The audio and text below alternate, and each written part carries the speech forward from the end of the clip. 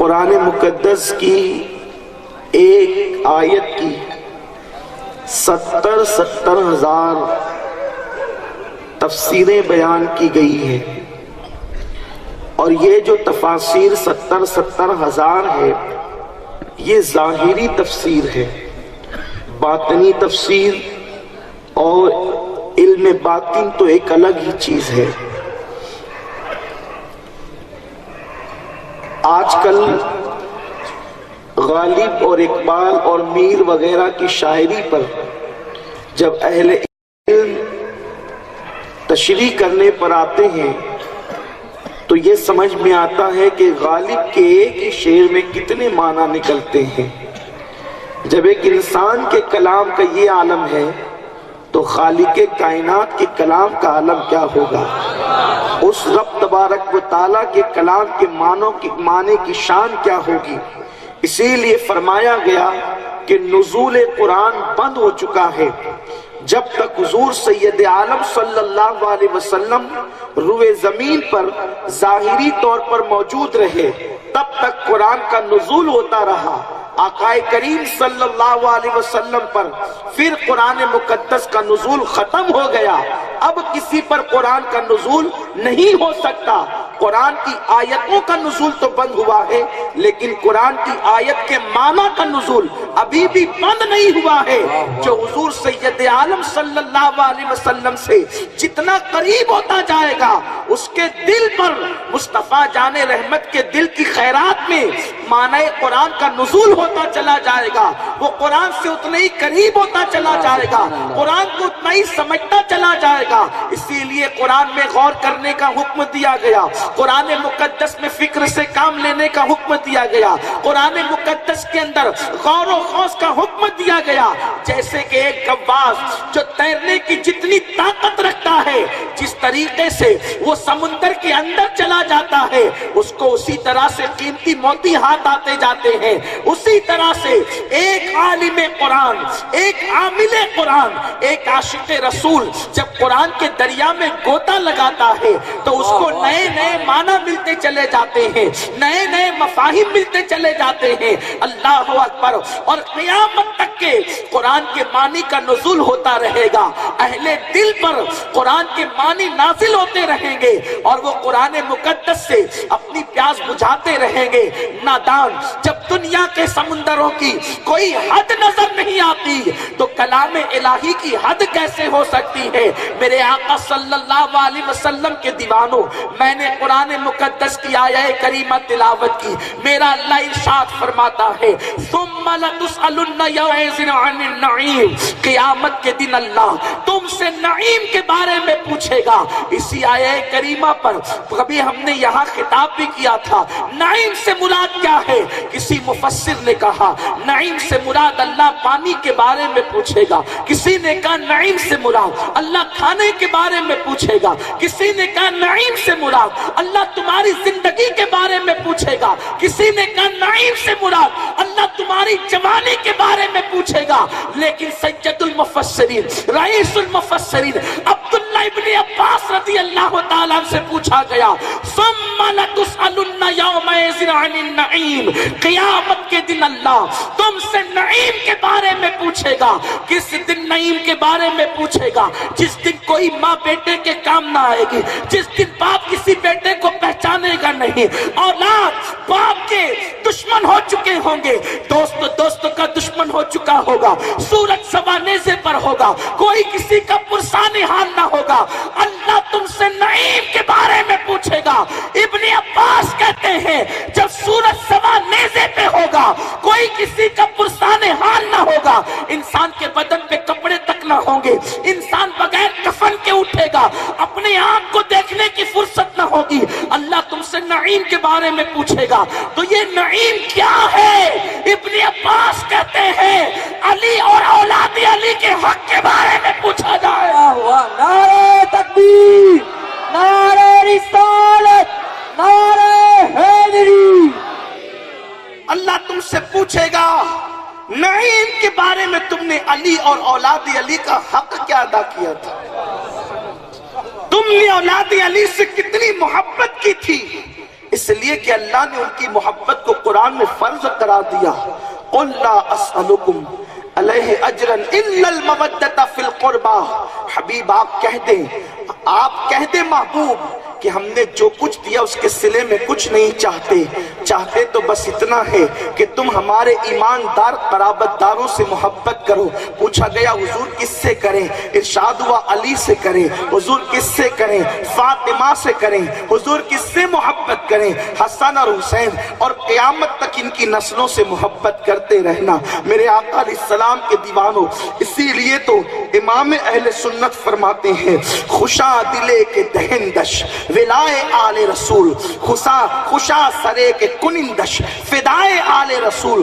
وہی دل کہلانے کے قابل ہے جس میں آل رسول کی محبت ہے، اور وہی سر کہلانے کے قابل ہے جو آل نبی کی محبت پہ قربان ہو جاتا ہے. میرے آقا صلی اللہ علیہ وسلم کے دیوانوں، اچھی طرح یاد رکھو کل میدان محشر میں جب اللہ تم سے اور ہم سے حساب لے گا تو اللہ ہم سے پوچھے گا تم نے میرے محبوب کی اہل بیت کے ساتھ کیا سلوک کیا؟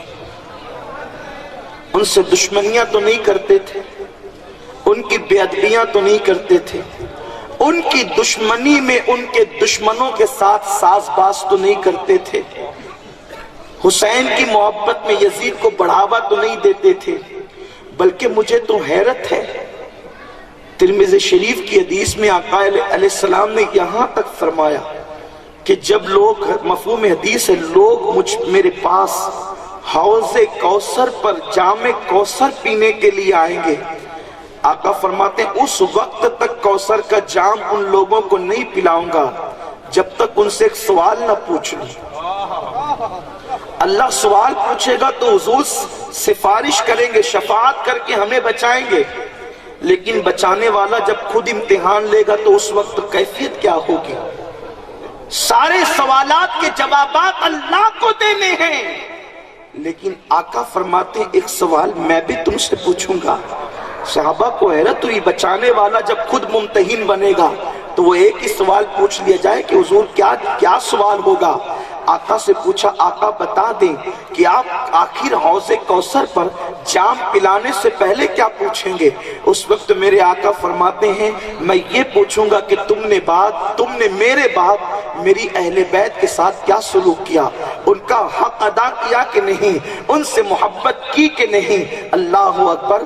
کوثر کے جام کی طلب سب کو ہے لیکن محبت اہل بیت کا معاملہ سب کے پاس نہیں. اللہ اکبر. آقا کریم صلی اللہ علیہ وسلم کے دیوانوں، آج اس وقت خارجیت پوری دنیا کے اندر جیسے ابل پڑی ہے. جہاں علی مرتضیٰ کا نام لیا لوگ کہتے ہیں یہ رافضی تو نہیں ہو گیا، علی مرتضیٰ کی اولاد کا نام لیا کہیں یہ شیعہ تو نہیں ہو گیا. اللہ اکبر. لیکن ایک بات یاد رکھیں، علی مولا کی محبت کبھی کسی کو شیعہ بنا نہیں سکتی، اس لیے کہ رافضیت اور شیعت کا تعلق مولا علی کی محبت سے نہیں ہے، اور اہل بیت کی محبت سے شیعت اور رافضیت کا تعلق نہیں ہے. اللہ اکبر. میرے آقا علیہ السلام کے دیوانوں، رافضیت اور شیعت کا تعلق صحابہ کی دشمنی سے ہے. ایک بات میں بہت واضح طور پر آج آپ کو کہنا چاہتا ہوں، اپنی گفتگو کو آگے بڑھانے سے پہلے جب بات رافضیت اور خارجیت ہی کی نکل آئی ہے تو ہم پہلے سمجھیں کہ دنیا کے اندر مسلمانوں میں بحیثیت مسلم کہنے کو کلمہ پڑھنے والوں میں بنیادی طور پر صرف 3 فرقے ہیں، اور باقی جتنی برانچز ہیں، جتنی شاخیں ہیں، وہ سبھی 3 فرقوں سے نکلتی ہے. ایک افراط والا، ایک تفریط والا، یعنی ایک محبت والا، ایک دشمنی والا، اور ایک اعتدال والا، درمیان والا. بس اسی سے سارے فرقے نکلتے ہیں. جس نے دشمنی میں افراط و تفریط کی اسے خارجیت کہتے ہیں. بس وہ گستاخیاں کرتے پھرتے ہیں سب کی، جن کو آپ موجودہ دور میں وہابی، دیوبندی اور اس طریقے کے دیگر فرقوں کو آپ گن سکتے ہیں. اور دوسرا جو محبت کا نام لے کے توہین کرتا ہے، وہ بات تو محبت کی کرتا ہے لیکن اس سے پہلو توہین کا نکلتا ہے. اس لیے کہ کوئی بھی فرقہ محبت پر ہو اور بگڑ جائے یہ ممکن ہی نہیں ہے۔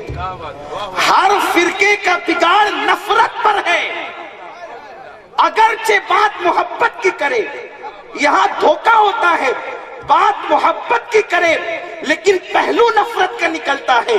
جیسے کوئی یوں کہے کہ میری امی تو بہت اچھی ہے، کوئی یوں کہے میری امی تو بہت اچھی ہے لیکن اتنی اچھی ہے کہ اس کے تعلق گلی کے ہر مرد سے استوار ہے، سب سے رشتہ رکھتی ہے، تو بات تو محبت کی ہے لیکن اس کا پہلو کیا نکلا ہے؟ یہ توہین کا پہلو ہے۔ اسی طرح سے خارجی اس کو کہتے ہیں جو علل اعلان توہین کرتا ہے اور پہلو بھی توہین کا نکلتا ہے، اور رافضی اس کو کہتے ہیں جو محبت کی بات کرتا ہے لیکن توہین پہلو کا نکلتا ہے۔ اس لیے نہ ہم یہ والے ہیں نہ یہ والے ہیں، ہم بات بھی کہتے ہیں، ادب کے انداز میں کہتے ہیں، اور پہلو بھی نکلتا ہے تو ادب کے انداز میں۔ اسی کو اہل سنت و جماعت کہتے ہیں، اور امام کہتے ہیں اہل سنت کا ہے بیڑا پار، اصحاب حضور نجم ہے اور ناؤ ہے اطرت رسول اللہ کی۔ اس لیے مسلمانوں نہ خارجیت سے متاثر ہونے کی ضرورت ہے، نہ رافضیت اور شیعت سے متاثر ہونے کی ضرورت ہے، نہ رافضیوں کا تعلق اہل بیت سے ہے، نہ خارجیوں کا تعلق اہل بیت اور صحابہ سے ہے۔ بس بائنر دکھا کر کے گستاخی کی طرف لے جاتے ہیں۔ آخر یہودیوں کو آل نبی سے محبت کب سے ہو گئی؟ اس لیے کہ عبداللہ ابن سبا کا بنیاد کردہ فرقہ اہل بیت کا محب کب سے ہو گیا؟ یہ بات نہ سمجھنے کی نہ سمجھانے کی۔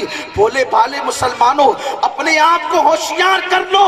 آج اہل بیت کی محبت کا نام لے کر کوئی صحابہ کو گالی دیتا ہے اور ایسی ایسی باتیں پیش کی جاتی ہے جس میں صحابہ کی بھی بے ادبی ہوتی ہے، اہل بیت کی بھی۔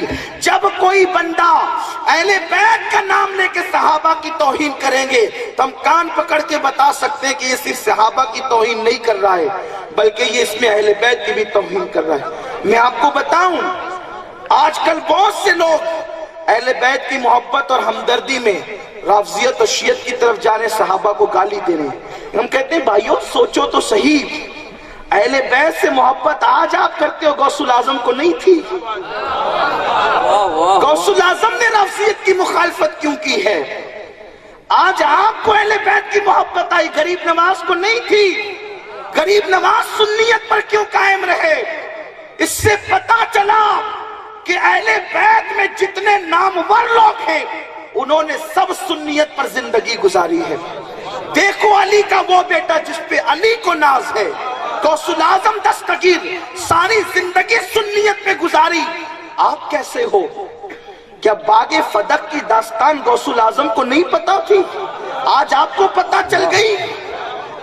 کیا خلافتی علی مرتضیٰ کی بات غریب نواز کو نہیں پتا تھی؟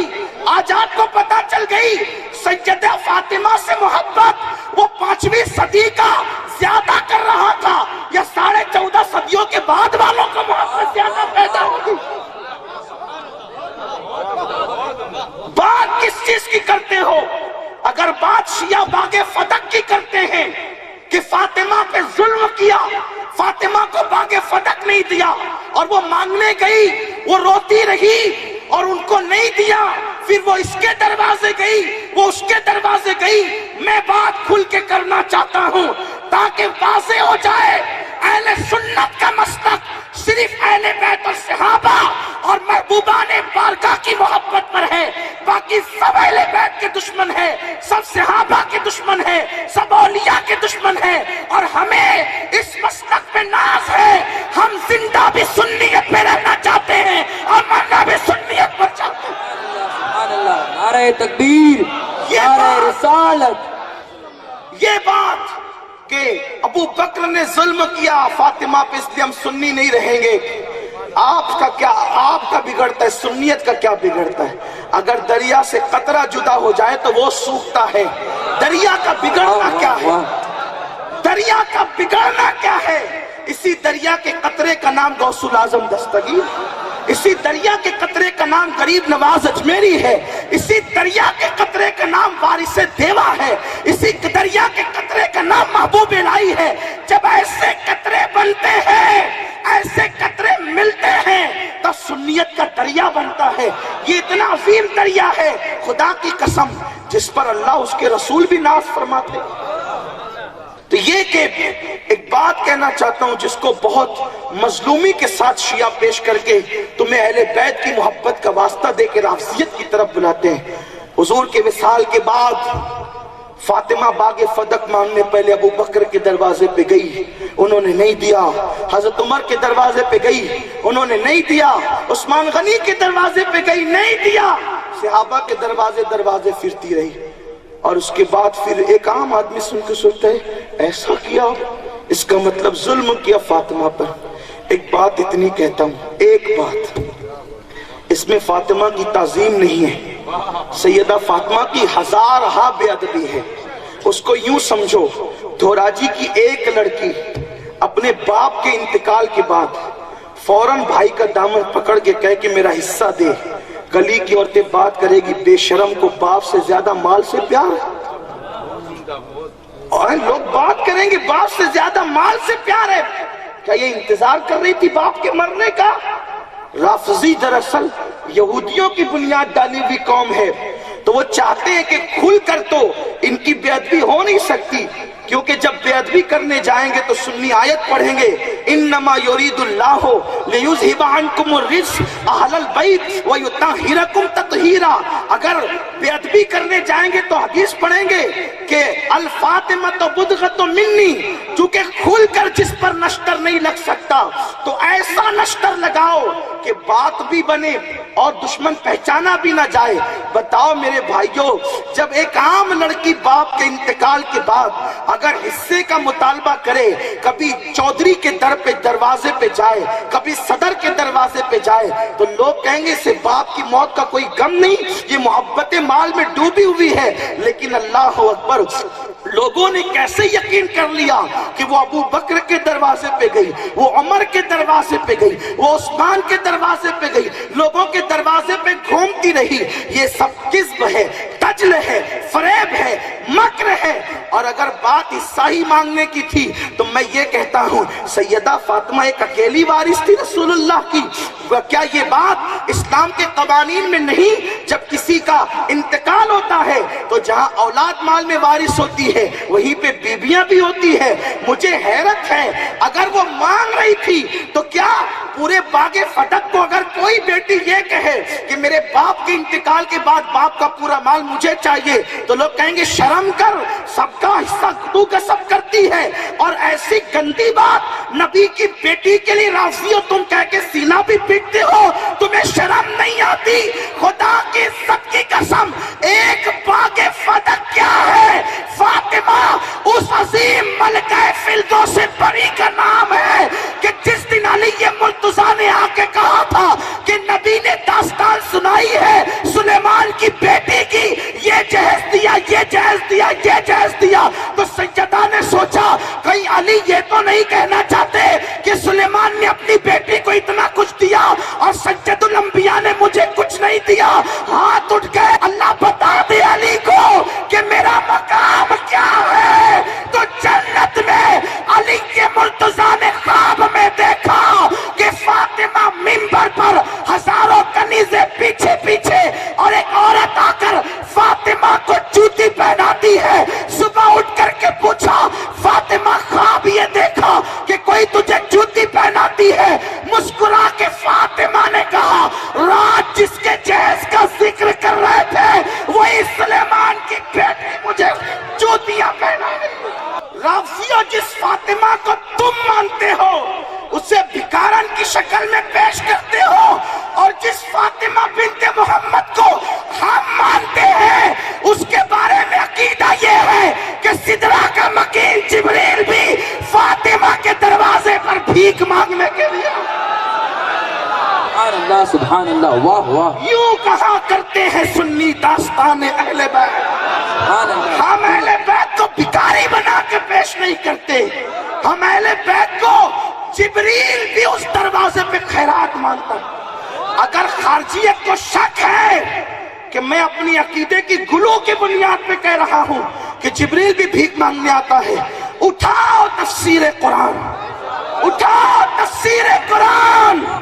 حضور سیدہ فاطمہ نے، مولا علی نے، جناب فضا نے روزے رکھے، افطار کے لیے بیٹھے تو کبھی آنے والے نے کہا میں مسکین ہوں مجھے دو، میں قیدی ہوں مجھے دو، میں اللہ اکبر یتیم ہوں مجھے دو.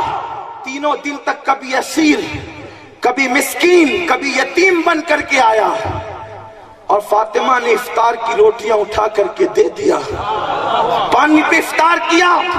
سید الانبیاء آئے تیسرے دن کے بعد، بیٹی کیا حال ہے؟ کا بابا روزہ تو آپ نے رکھنے کو کہا تھا، منت بھی مانگی تھی، لیکن جب بچوں کو شفا ہو گئی قرض لے کر روٹیاں پکائی. کبھی آنے والا اسیر بن کے آیا، کبھی مسکین اور کبھی یتیم بن کے آیا. بابا اپنی روٹیاں اٹھا کے دیتی رہی، پانی پہ افطار کرتی رہی. امام الانبیاء نے کہا بیٹی وہ تیری چوکھٹ پہ مانگنے والا کون تھا تجھے پتا ہے؟ تم ابو بکر صدیق کے در کی بھکارن کا نام فاطمہ رکھتے ہو. یہی فرق ہے شیعت اور سنیت میں، یہی فرق ہے رافضیت اور سنیت میں. اللہ اکبر، اللہ اکبر. میرا آقا ابو بکر صدیق صحابہ کا امام ہے، خلیفہ بلا فصل ہے، لیکن بہرحال رسول کی بیٹی، رسول کی بیٹی کو اس طرح بنا کے پیش کر شرم نہیں آتی؟ سرکار نے پوچھا فاطمہ وہ 3 دن تک کے آنے والا کون تھا تجھے پتا ہے؟ ارشاد ہوا بیٹی وہ جبریل تھا. خدا کی قسم جہاں جبریل بھکاری بن کر آتا، ہم رسول فرشتوں کو غیر رسول انسانوں سے افضل یا برابر نہیں مانتی، ہمارا عقیدہ ہے. لیکن یہ کیا روایت نہیں، یہ روایت نہیں کہ آنے والا مانگ رہا ہے کہ مجھے دو. یہ سیدہ فاطمہ ہے. اور سچی بات تو یہ ہے کہ فاطمہ الزہرا کسی کے دروازے پر نہیں گئی. ایک مرتبہ مولا علی کے ساتھ مسجد نبوی شریف میں آئی، اور مسجد نبوی شریف اور سیدہ فاطمہ کا حجرہ اتنا قریب ہے کہ فاطمہ کے گھر کا دروازہ مسجد نبوی کے اندر کھلتا ہے. آج بھی سیدہ فاطمہ کا حجرہ مسجد نبوی کے اندر موجود ہے. اپنے شوہر مولا کائنات کے ساتھ آئی، اور آنے کے بعد کہا ابو بکر وہ فدق جو ہے جس کو رسول اللہ اہل بیت پہ تقسیم کرتے تھے آپ ہمیں دے دو، ہم اس کو تقسیم کریں گے. صدیق اکبر نے کہا شہزادی ملکہ فردوس بری، کیا وہ حدیث آپ کو کی نظروں سے نہیں گزری، آپ کے کانوں سے نہیں گزری کہ حضور علیہ السلام نے فرمایا کہ انبیاء میراث میں، وراثت میں مال چھوڑ کر نہیں جاتے، علم چھوڑ کے جاتے ہیں، اور انبیاء کا مال امت کے لیے صدقہ ہوتا ہے، اولاد کو نہیں دیا جاتا، صدقہ ہوتا ہے.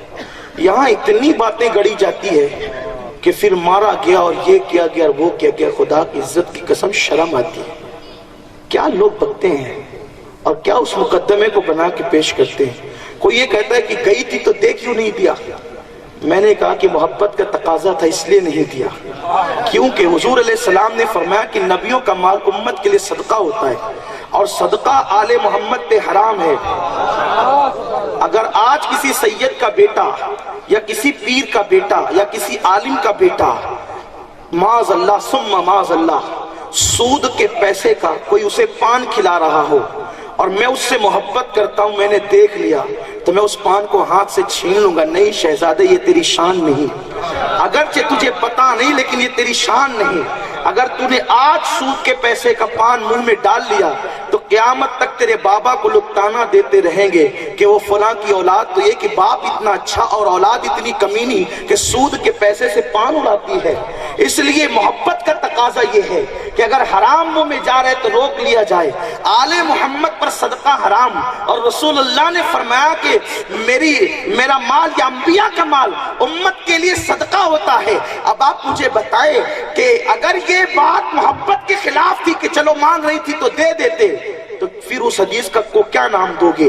جب صدقے کی کھجوریں آئی تو امام حسن مجتبی نے بچپن میں منہ میں ڈال لیا، بچے تھے معلوم نہیں تھا، منہ میں ڈال لیا تو حضور سید عالم نے فرمایا چھی چھی بیٹے نکالو، یہ تمہارے لیے نہیں ہے۔ میں کہتا ہوں اگر کسی بچے کے منہ سے کھجور نکال لی جائے تو کیا یہ دشمنی کی بات نہیں، یہ نفرت کی بات نہیں؟ تو حضور علیہ السلام نے جو نکالی تھی معاذ اللہ، کیا وہ دشمنی کی بنیاد پہ نکالی تھی یا محبت کی بنیاد پہ؟ تو ساری دنیا یہی کہتی ہے محبت کی بنیاد پہ نکالی تھی، اس لیے تاکہ لوگوں کو پتا چل جائے کہ آل محمد کے حلق کے نیچے جو لقمہ اترتا ہے وہ حرام کا نہیں بلکہ پیور حلال ہی حلال کا اترتا ہے، اس لیے کہ جن کے لیے خدا نے آیے تطہیر نازل فرما دی ہے، اللہ اکبر، اب ان سے پلیدی قریب کیسے ہو سکتی ہے؟ حضور نے نکال کر کے پھینک دیا، یہ دوسروں کے لیے تمہارے لیے نہیں۔ صدیق کی نظر میں یہ منظر رہا ہوگا کہ جب حسین نے منہ میں حسن مجتبی نے منہ میں ڈالا ہے تو حضور نے نکال کر کے پھینک دیا تھا۔ آج فاطمۃ الزہرا تک یہ حدیث نہیں پہنچی، لیکن جیسے ہی سیدہ نے حدیث سنی کہ تمہارے بابا کی حدیث ہے کہ امت کے لیے صدقہ ہے نبی کا چھوڑا ہوا مال، آپ خاموشی سے پلٹ گئی۔ بس اتنی داستان ہے اور اس کے علاوہ کچھ نہیں ہے، کیونکہ وہ مقدس بیٹی باپ کا فرمان سن کر نہ پلٹے۔ ارے آج کے مومن کو اگر کوئی حدیث سنائے اور پھر بھی وہ ضد پہ اڑا رہے تو کہیں گے کیا تو ایمان نہیں لائے؟ جب مومن کو حدیث سنائی جائے تو وہ فوری طور پہ مان لیتا ہے۔ تو خدا کی قسم وہ فاطمہ جس کو میرے رسول نے اپنے جگر کا ٹکڑا کہا، انہوں نے حدیث سنی، خاموشی سے لوٹ گئی۔ اور اس سیدہ فاطمہ الزہرا کا تو حال یہ تھا، خود لکھا گیا تاریخ میں کہ 4 لوگوں سے زیادہ کوئی نہیں رویا۔ جنت سے نکالے جانے کے بعد حضرت آدم علیہ السلام اتنا روئے کہ جہاں روئے تھے وہاں پانی کا جو ہے وہ ایک چھوٹا سا جھرنا بن گیا، اتنا روئے۔ چڑیے اور کوے اور پرندے اس میں سے چوچ ڈبا ڈبا کر پانی پیتے تھے، اس قدر آپ روئے۔ حضرت آدم علیہ السلام 200 سال با اختلاف روایت 300 سال تک روئے۔ حضرت یعقوب علیہ السلام یوسف علیہ السلام کے کھو جانے کے بعد اتنا روئے کہ آنکھوں کی بینائی ختم ہو گئی۔ اور سیدہ فاطمہ الزہرا سلام اللہ علیہا حضور کے وصال کے بعد اتنا روئی کہ اسی رونے میں اور اسی غم میں آپ دنیا سے تشریف لے گئی۔ تو سیدہ فاطمہ رو رہی تھی یا سب کے دروازوں پہ معاذ اللہ جا کر کے فدق مانگ رہی تھی؟ شرم تو کرو، تم سیدہ فاطمہ کو اس طرح پیش کرتے ہو، ہم یوں پیش کرتے ہیں۔ بتائیں نا کہ ادب کہاں ہے، محبت کہاں ہے؟ یہ یوں کہا کرتے ہیں سنی داستان اہل بیت، ہمیں شان سے داستان اہل بیت۔ اور اس درمیان میں جب آپ خاموشی سے لوٹ گئی، کیونکہ بس وہ ایک خیال تھا کہنے کا، کہہ دیا، دل میں خیال آیا کہہ دیا، اس کے بعد تو آپ روتی ہی رہی، بلکہ اس وقت بھی غموں میں ڈوب کر کے آئی تھی، ایسا نہیں، کیونکہ گھر اور مسجد کوئی الگ تو تھے نہیں۔ آقا علیہ السلام نے کہا تھا کہ سب کے دروازے بند کر دیے جائیں، کسی کا دروازہ مسجد نبی میں نہیں کھلے گا سوائے نبی کے اور علی کے، سب کے دروازے بند۔ صرف علی کا دروازہ کھلتا تھا مسجد نبی میں رسول اللہ کے علاوہ۔ غور فرمائے، اس کے بعد اب میں یہاں جو لوگ اہل بیت کے نام پر شیعت سے متاثر ہیں ان کو ایک حوالہ دینا چاہتا ہوں کہ یہ جو بات ہم کر رہے ہیں صرف ہمارے گھر کی نہیں ہے، ہم اہل سنت تو کرتے ہی ہیں، شیعہ بھی اس بات کو مانتے ہیں، شیعہ بھی اس بات کو مانتے ہیں، اس لیے کہ شیعوں کی روایت یہ ہے کہ ہر دن ان کی یہاں باتیں گڑی جاتی ہے، ہر دن باتیں گڑی جاتی ہے ان کے یہاں، اس لیے کہ ان کو اہل بیت سے کوئی پیار تو ہے نہیں۔ ابھی آپ اگر وقت رہا تو آگے سنیں گے کہ انہوں نے کیا کیا گل کھلائے اہل بیت کی محبت کے نام پہ، تاکہ ہمارے نوجوان چوکنا ہو جائیں کہ ہم اہل بیت کی محبت صحابہ کے ساتھ کرتے ہیں، اور یہی حق ہے، بس یہی حق ہے کہ صحابہ کا دامن ہاتھ سے نہ چھوٹے ورنہ گمراہ ہو جاؤ گے، گمراہی کے دلدل میں پھنس جاؤ گے، دنیا کی کوئی طاقت نکال نہ سکے گی۔ اللہ اکبر۔ سیدہ کائنات ملکہ فردوس بری جب واپس لوٹی ہے اس کے بعد پھر کوئی بات نہیں، آپ خاموش ہو گئی، کیونکہ بات حضور کی حدیث کی تھی۔ ازواج مطہرات میں بھی یہ مقدمہ پیش کیا تھا صدیق اکبر کے پاس، آپ نے ان کو بھی وہ حدیث سنا دی تھی، وہ بھی خاموش ہو گئی۔ لوگ کہتے فاطمہ کو نہیں دیا، ظلم کیا، تم کہتے عائشہ کو کب دیا؟ عائشہ تو خود کی بیٹی تھی نا، اما عائشہ صدیقہ کو کہاں دیا؟ تو کیوں یہ نہیں کہتے کہ عائشہ کی حق تلفی بھی ہوئی؟ یہ کیوں کہتے ہو کہ فاطمہ کی حق تلفی ہوئی؟ یہ کیوں کہتے ہو؟ حضرت عمر کی بیٹی حضرت حفصہ بھی تو نکاح میں تھی، ان کو بھی تو نہیں دیا، لیکن جانتے تھے کہ یہ حضور کی کہ گھر والوں کے لیے وراثت نہیں ہے، یہ تو امت کے لیے صدقہ ہے، اور صدقہ آل محمد پہ حرام ہے، ازواج پہ بھی حرام ہے، اولاد پہ بھی حرام ہے۔ لوگ یہ بھی کہتے ہیں انما یرید اللہ، اس آیہ کریمہ میں اہل بیت نہیں ہے، صرف آل محمد ہے۔ ہم کہتے ہیں یہ بھی شرم کی بات ہے، اس لیے کہ جب کوئی تم سے پوچھتا ہے تمہاری گھر والی کیسی ہے تو آپ کہتے ہیں اچھی ہے، تصور میں کیا ہوتا ہے؟ گھر والی سے مراد آپ کی بہن ہے کہ آپ کی امی ہے کہ آپ کی بیٹی ہے؟ تو ہر آدمی یہی کہتا ہے گھر والی سے مراد ہماری بیوی ہی ہے۔ آج بھی ہندوستان اور سارے ملکوں کے اندر یہ روایت ہے، گھر والی بیوی ہی کو کہا جاتا ہے، بیٹی کو نہیں کہا جاتا، گھر والی ماں کو نہیں کہا جاتا، بہن کو نہیں کہا جاتا، بیوی کو کہا جاتا۔ ہمیں حیرت ہے کہ تمہاری بیوی تمہاری گھر والی ہے اور نبی کی بیوی نبی کی گھر والی نہیں ہے۔ اور اہل بیت اور کہتے کسے؟ گھر والوں کو ہی تو کہتے ہیں۔ پہلے بیوی گھر والی ہوتی ہے اور پھر بیوی کے بعد سب گھر والے ہوتے ہیں۔ تو انما یرید اللہ سے ماں عائشہ کو نکالنے کے لیے اس قدر دشمنی، اس قدر ہتھ کنڈے، یاد رکھو یہ قرآن میں تحریف کرنے کی کوشش کرتے ہیں، معاذ اللہ شرارت کرتے ہیں، اس لیے ان سے بہت چوکنا رہنے کی ضرورت ہے۔ حالانکہ میں اہل بیت کی محبت پہ گفتگو کرنا چاہتا تھا، لیکن استاذ العلماء نے مجھے حکم فرمایا تو میں سوچتا ہوں کہ گفتگو اسی نہج پر ہو جائے۔ تو بات یہ عرض کر رہا تھا، یہ صرف سنیوں کی بات نہیں ہے بلکہ شیعوں کے یہاں بھی یہ بات ہے، کیونکہ آج وہ چاہیں کچھ بکیں لیکن ان کی کتاب علامہ طبرسی احتجاج میں لکھتے ہیں، یہ شیعہ بہت بڑا عالم ہے، ملا ہے، مجتہد ہے، اور اس کی بات شیعوں کے یہاں، رافضیوں کے یہاں سند کا درجہ رکھتے ہیں۔ اب علامہ طبرسی کا حوالہ آپ کو سناؤں۔ علامہ طبرسی لکھتے ہیں کہ ہوا یوں کہ حضرت ابو بکر صدیق کے پاس کوئی شخص آیا، کیونکہ حضور کے وصال کے بعد منافقین کے بالوں پر بہت نکل چکے تھے اور وہ اپنے انداز سے شرارتوں میں لگ گئے تھے، کیونکہ سب سے زیادہ مدینہ منورہ میں حضور کی ہجرت کے بعد اگر کسی کو نقصان پہنچائے تو یہودیوں کو، تو انہوں نے دشمنی کی اور انتقام لینے کے لیے کلمہ پڑھ لیا اور اندر سے منافقت میں ڈوبے ہوئے تھے۔ تو ایک شخص آیا اور آنے کے بعد حضرت ابو بکر صدیق کے پاس بیٹھ گیا۔ بیٹھنے کے بعد کہتا ہے آپ کو پتہ ہے آپ نے فاطمہ کو جو حدیث سنائی نا، یہ کون لکھ رہا ہے؟ طبرسی لکھ رہے ہیں اپنی کتاب احتجاج کے اندر کہ ابو بکر یہ جو آپ نے فاطمہ کو حدیث سنائی نا کہ حضور علیہ السلام کا جو مال ہے وہ امت کے لیے صدقہ ہے، اچھا یہ جو امت کے لیے نبی کا مال صدقہ ہے اس میں بھی صدحہ حکمتیں ہیں، وہ میرا عنوان نہیں ہے لیکن صرف ایک بات عرض کرنا چاہتا ہوں کہ جب بھی کسی نے کوئی بڑی تحریک شروع کی ہے، بہت خاص بات، جب بھی کسی نے کوئی بڑی تحریک شروع کی ہے، عوامی تحریک، انقلابی تحریک، تو اس میں کہیں نہ کہیں جا کر اس بانی تحریک کا اپنا بہت بڑا فائدہ رہا ہے، اور اگر اس تحریک میں وہ کام کرتے کرتے مر بھی گیا تو اس کے بعد اس کی اولاد کا فائدہ رہا ہے۔ خود آپ دیکھ لیں ہندوستان میں جن لوگوں نے آزادی کی جنگیں لڑی، کیا بعد میں وہ ہندوستان آزاد ہونے کے بعد کوئی صدر جمہوریہ نہیں بنا، کوئی وزیر اعظم نہیں بنا؟ یہ جو بعد میں فائدہ ملا اور آج تک ان کی اولادوں کو مل رہا، اسی طریقے سے روس کا انقلاب دیکھ لیں، اس طریقے سے عرب ممالک کے اندر انقلاب دیکھ لیں، یہ جو سب فائدہ ہے، ہر تحریک کے پیچھے جب بھی کوئی تحریک اٹھی ہے تو اکثر 99% تحریکیں بانی تحریک کا یا اس کی اولاد کا کوئی نہ کوئی فائدہ سماجی طور پر، سیاسی طور پر یا معاشی طور پر ضرور ہوا ہے۔ اب یہاں بہت خاص بات عرض کرنا چاہتا ہوں، اگر سمجھنے کی کوشش کریں گے خلافت کا، فتح کا سارے مسائل حل ہو جائیں گے اسی ایک معاملے کے اندر۔ تو اب نبی جو تحریک لے کر کے اٹھتا ہے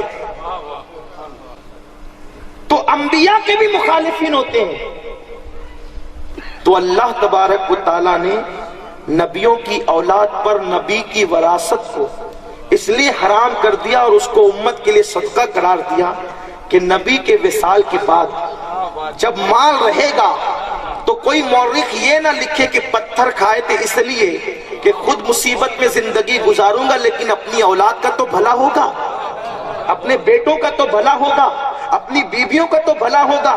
تو اللہ نے نبی کی آل پر بھی صدقہ حرام کیا، اور اتنا ہی نہیں بلکہ جو وراثت چھوڑے وہ بھی امت کے لیے صدقہ، تاکہ لوگوں کو پتا چلے کہ نبی کی آواز خالص لوجہ اللہ ہوتی ہے، اس کے پیچھے اولاد کا بھلا نہیں، ازواج کا بھلا نہیں، نہ سیاسی فائدہ، نہ سماجی فائدہ، نہ معاشی فائدہ، بلکہ زندگی میں کہلوایا جاتا ہے لا اسألکم علیہ اجرا، اور بعد وصال جو نبی کے پاس ہوتا ہے وہ بھی امت کو خیرات کر دیا جاتا ہے۔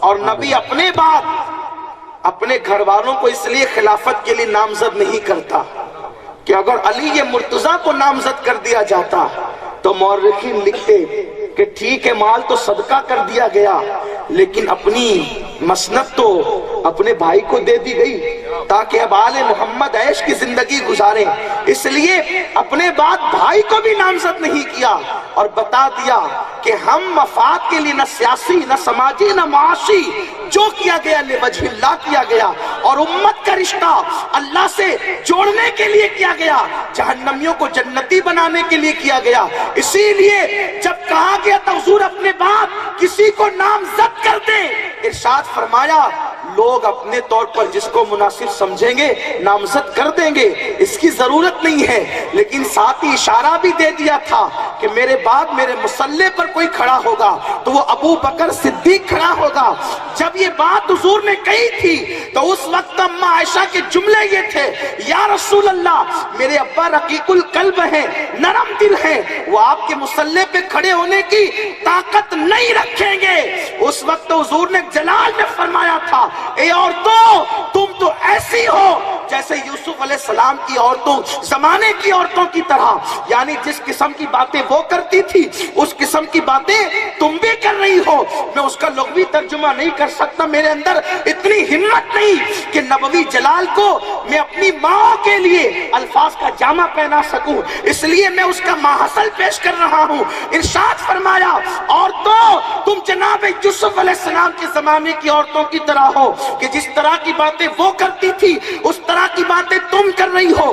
خبردار کسی قوم کے اندر ابو بکر جیسا موجود ہو پھر کوئی آگے بڑھ کر نماز پڑھائے، یہ اس قوم کو اجازت نہیں ہے۔ اور حضور نے اپنے بعد مصلی پر صدیق اکبر کو کھڑا کیا۔ 13 یا 16 یا 17 وقت کی نمازیں صدیق اکبر نے پڑھائی، اس میں سے 2 وقت کی نماز رسول اللہ نے صدیق اکبر کے پیچھے بیٹھ کر کے ادا فرمائی۔ صدیق امام نہیں بنے امام الانبیاء کے، لیکن حضور ان کے پیچھے بیٹھ کر کے بتا رہے ابو بکر، اس لیے کہ جب کسی شاگرد پر سند کی مہر لگانی ہوتی ہے تو استاد پیچھے کھڑے رہ کر کے بتاتا ہے کہ جس کے پیچھے استاد ہے اب اس کی ثقافت میں کسی کو شک کیا ہے، تو کہیں ایسا نہ ہو کہ لوگ یہ کہیں سب نے پڑھی پتا نہیں کس مصلحت کے تحت، تو بتا دیا کہ اگر کسی کے بارے میں تمہارا نظریہ یہ ہو کہ یہ تقیہ کرتا ہے یا تقیہ کی بنیاد پر پڑا ہے تو یہ یاد رکھیں نبی کبھی تقیہ نہیں کرتا، نبی نے پڑھ کر کے بتا دیا کہ ابو بکر امامت کے حقدار ہیں، اسی لیے رسول اللہ نے ان کی اقتداء فرمائی۔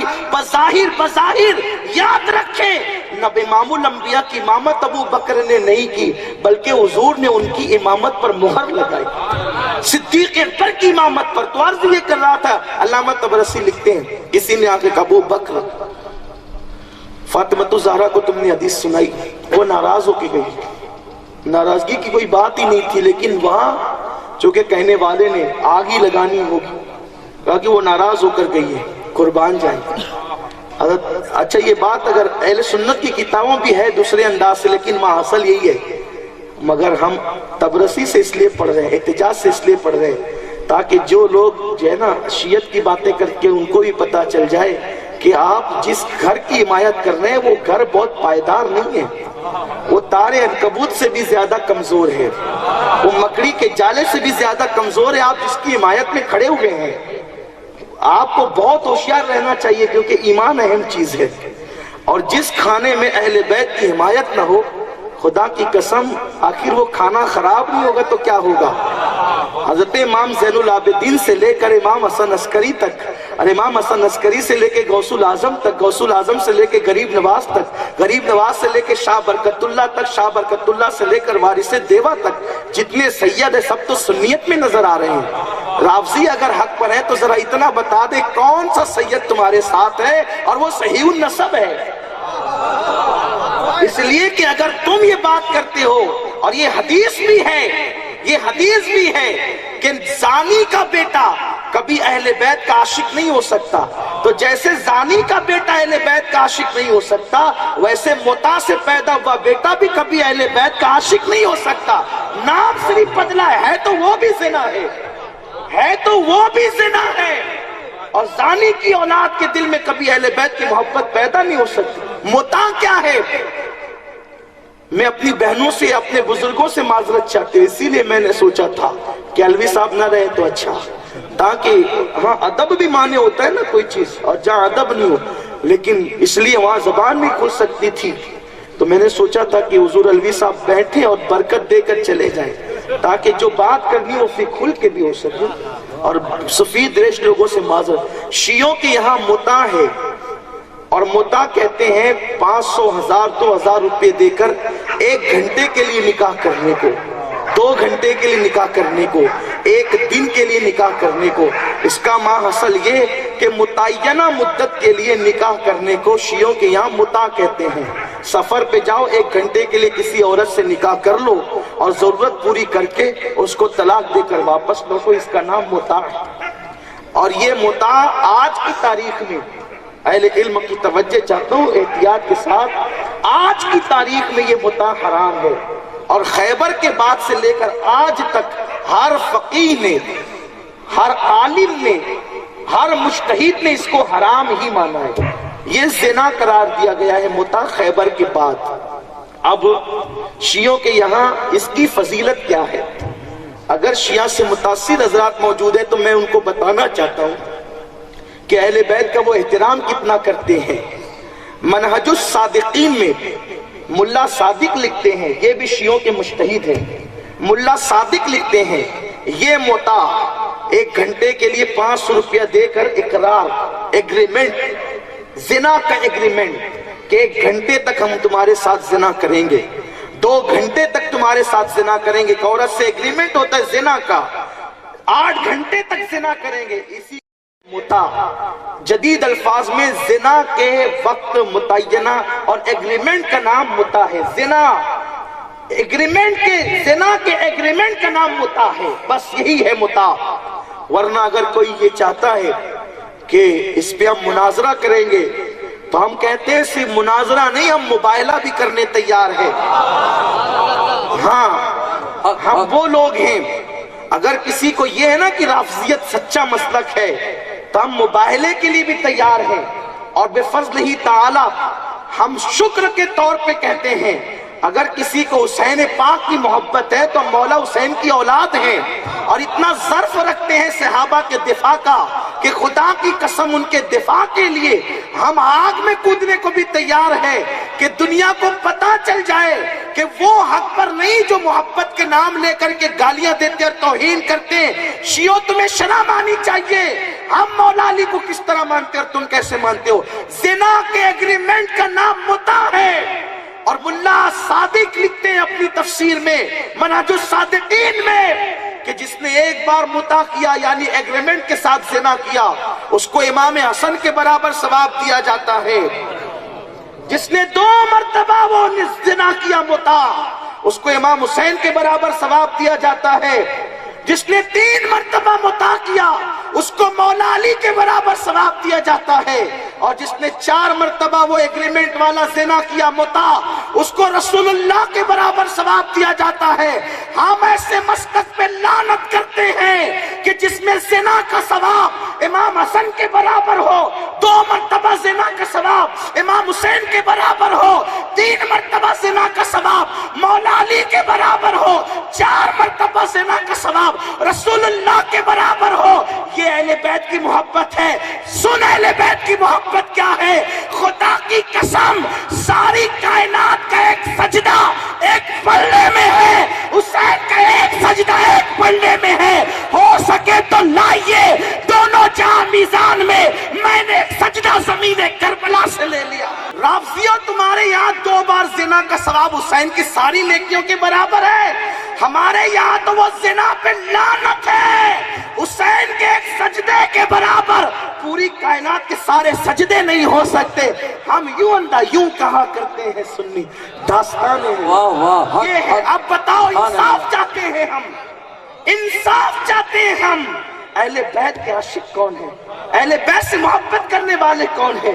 اللہ اکبر۔ اس لیے دھوکہ نہیں کھانا، دراصل کمزوری ہم میں ہے، ہم پڑھتے نہیں ہیں، ورنہ کتابوں میں تو سب لکھا ہوا ہے۔ یہ بات ایسی نہیں ہے کہ میں کوئی بہت عرصے سے لا کے آپ کو دے رہا ہوں، کوئی ایسی بات نہیں ہے، یہ ساری باتیں ہمارے بزرگوں نے، نہیں بہت دور جانا ہے، تحفہ اثنا شریعہ میں شاہ عبدالعزیز محدث دہلوی رحمت اللہ علیہ نے ایسی واٹ لگائی ہے کہ آج تک شیعت تڑپ رہی ہے شاہ صاحب کے منہ سے، اور آج تک اس کتاب کا جواب دینے کی ان کے اندر ہمت نہیں ہوئی ہے۔ تو عرض یہ کر رہا تھا، میں سمجھتا ہوں بہت حد تک آپ کو باتیں سمجھ میں آ رہی ہوگی نا، یہ ہے رافضیت۔ کیونکہ ایران جو ہے وہ جیسے جیسے ملکوں پہ قبضہ کر رہا ہے ویسے ویسے ان کی معاشی قوت بڑھتی جا رہی ہے، اور یہ رافضیت پھیلا رہے ہیں اور محبت اہل بیت کے نام پہ پھیلا رہے ہیں۔ لیکن دیکھو مسلمانوں، سوچو تو صحیح، ارے ہم زنا کو پہلی بات تو ثواب ہی نہیں مانتے، اپنی مسجد کے امام کے برابر اس کا ثواب نہیں مان سکتے ہم، اس لیے کہ ہمارے یہاں تو ثواب ہی نہیں ہے، وہ تو زنا ہے، زنا۔ اور مشکات شریف کی حدیث ہے کہ جب زنا ہوتا ہے تو سینے سے ایمان نکلتا ہے۔ کہاں مولا حسن کی ذات، کہاں مولا حسن کی ذات جہاں جہاں آیے تطہیر نازل ہوتی ہے، کہاں اور کہاں یہ پلیدی گندگی۔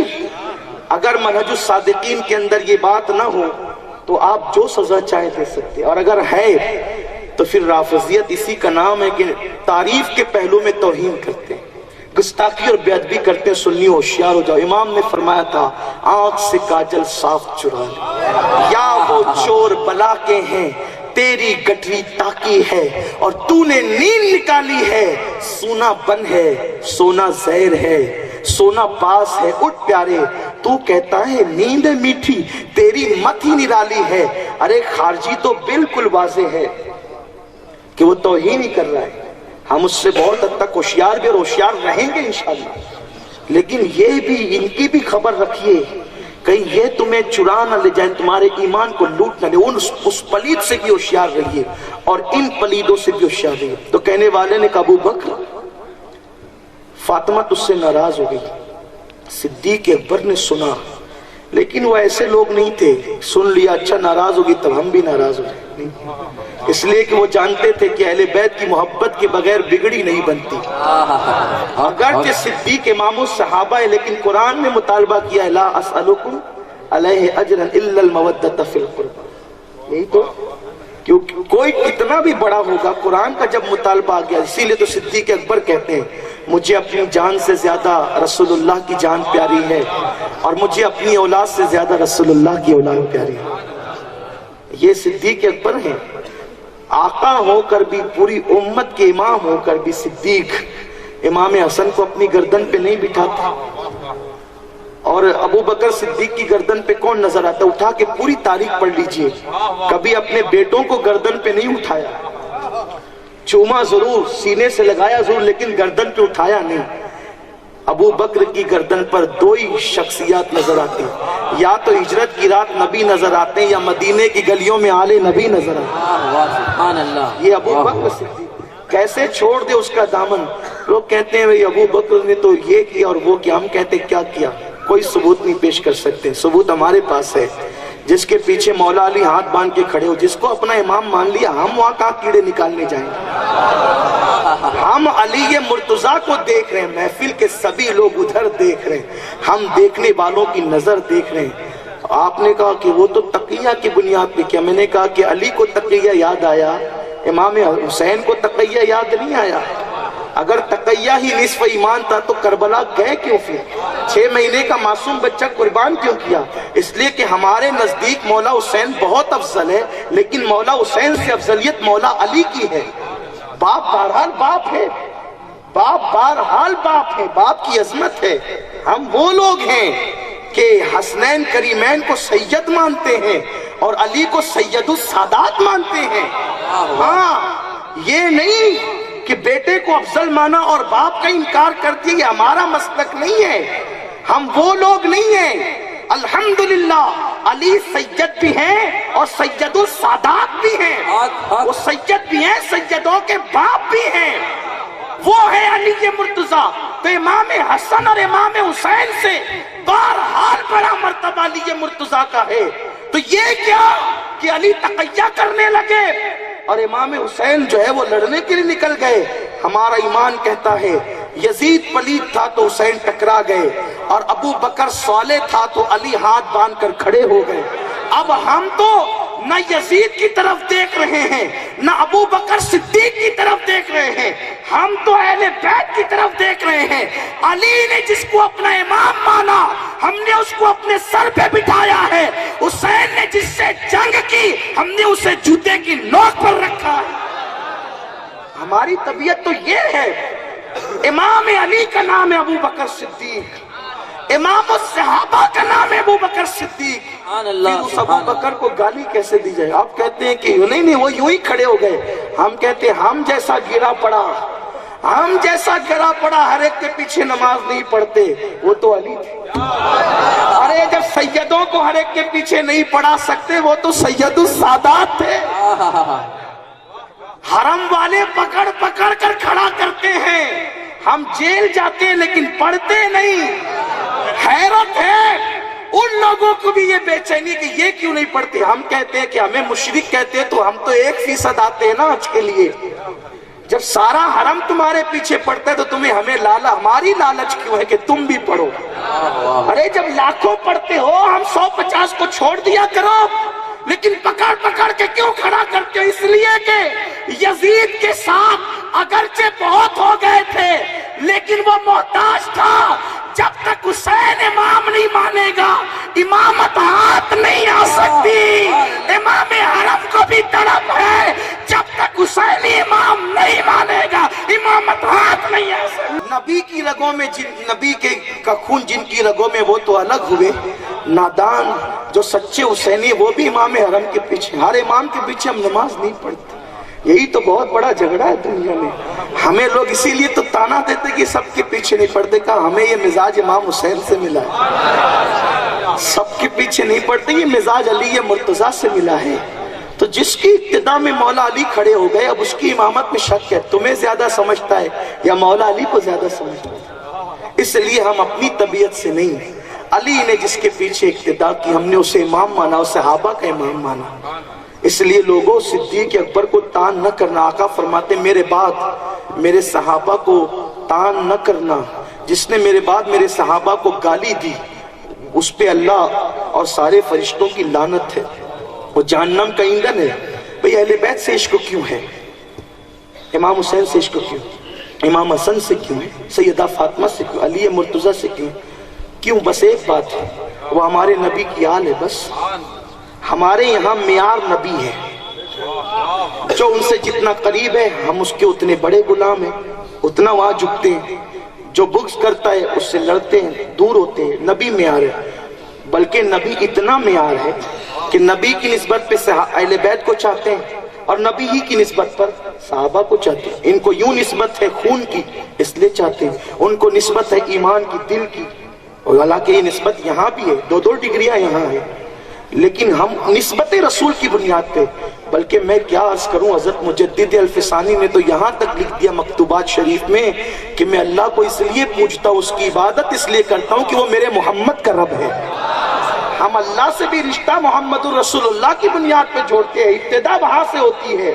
اس لیے کہ ہمیں کیا پتا تھا اور کیا پتہ ہے کہ خدا کون ہے. اسی لیے تو اعلیٰ حضرت نے بھی کہا اے رضا یہ کرم ہے احمد پاک کا، اے رضا یہ کرم ہے احمد پاک کا، ورنہ تم کیا سمجھتے خدا کون ہے.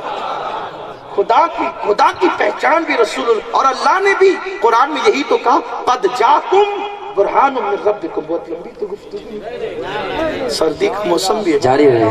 قد جاکم برہان من ربکم.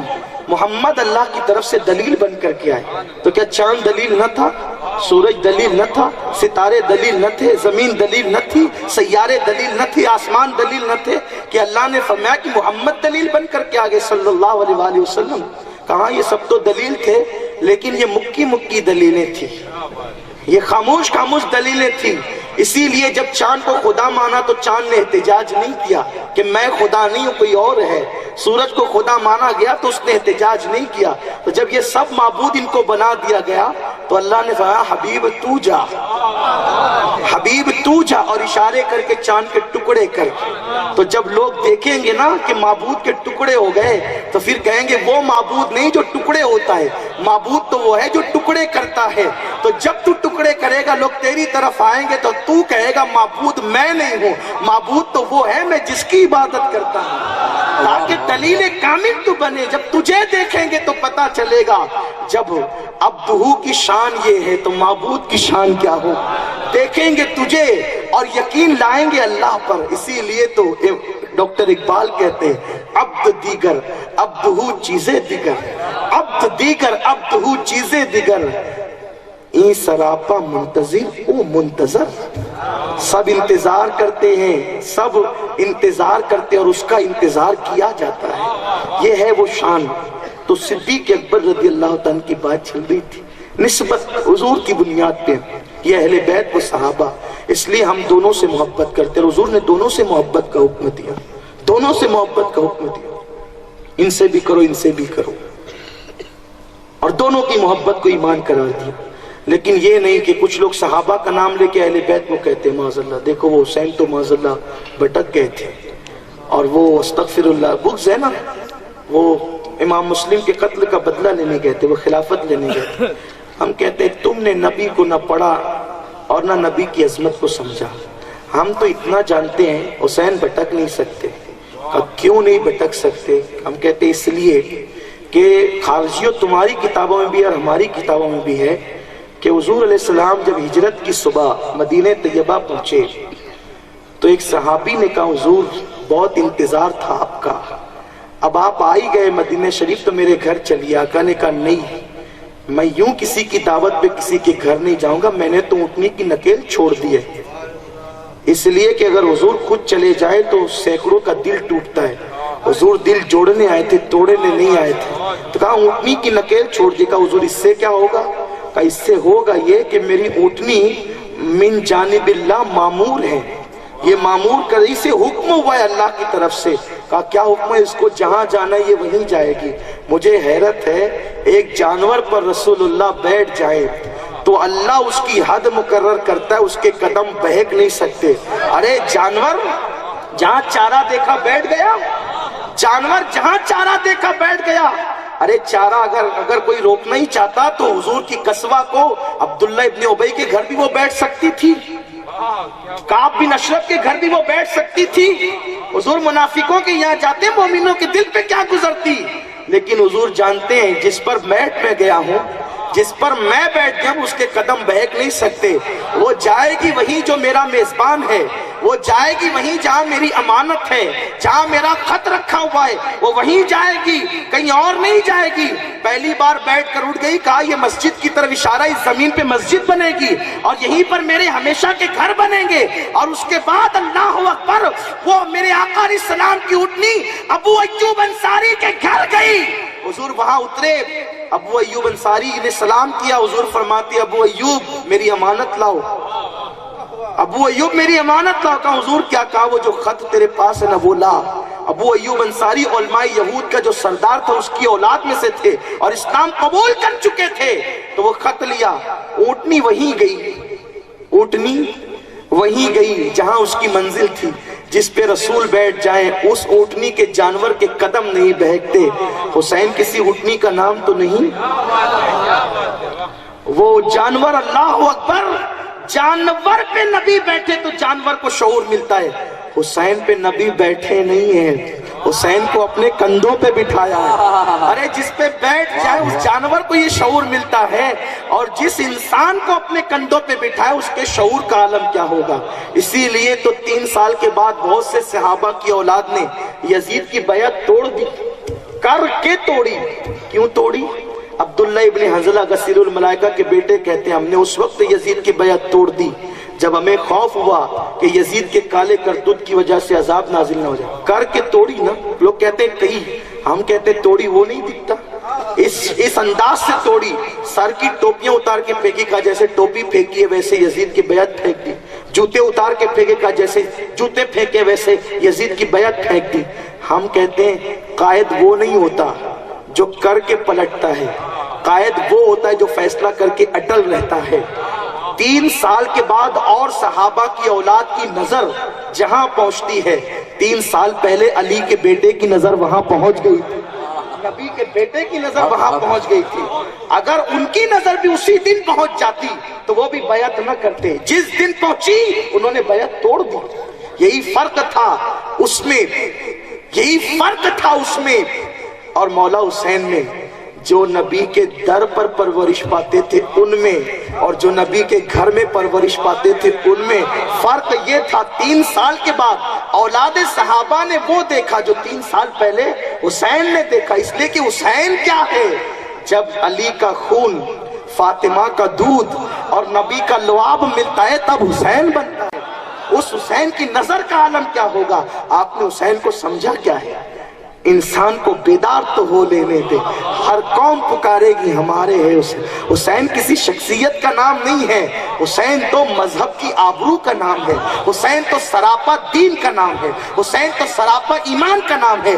لوگ مومن ہے، حسین ایمان ہے. لوگ دیندار ہے، حسین دین ہے. لوگ قرآن پڑھتے ہیں، مصحف قرآن حسین کا چہرہ پڑھتا ہے، اس لیے کہ حسین قرآن ناطق ہے.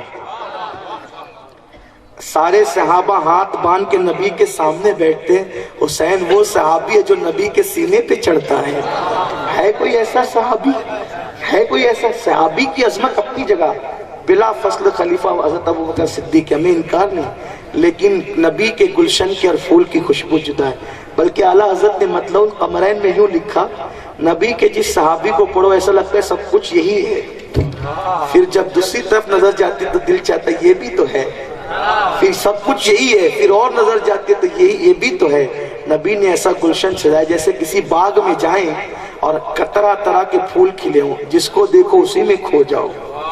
ابھی اسی کے حسن کی رعنائیاں دل و دماغ کو معطر کر رہی تھی، دل و دماغ کو لوٹ رہی تھی کہ کسی نے بازو پکڑے گا کچھ اور بھی تو ہے.